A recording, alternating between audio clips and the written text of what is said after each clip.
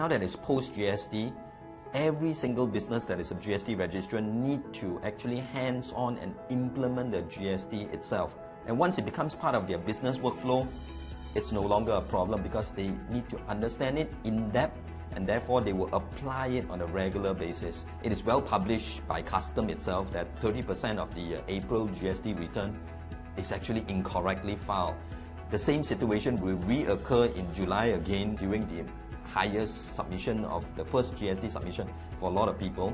So if there is no system to keep track of the daily transaction, it's nearly impossible to tally all the GST related transactions and at the same time keep track of the GST rules.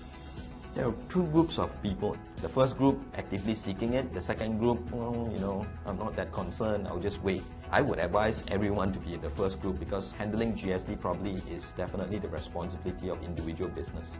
The recent wave of businesses being hauled to court and threats of penalty on GST matters, it causes a lot of business to be very alert. So there's no challenges in terms of upgrade because the business themselves are very aware now that this is their responsibility. They cannot neglect it.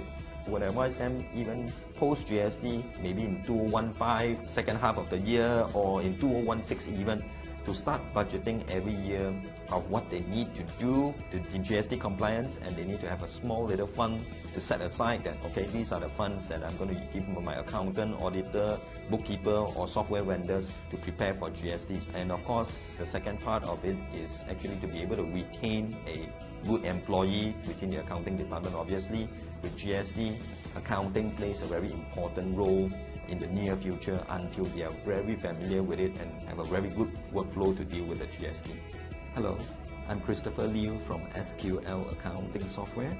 We would like to welcome you to GST Expo and Conference 2015 in Nexus Bangsa South on the 12th to 14th July 2015.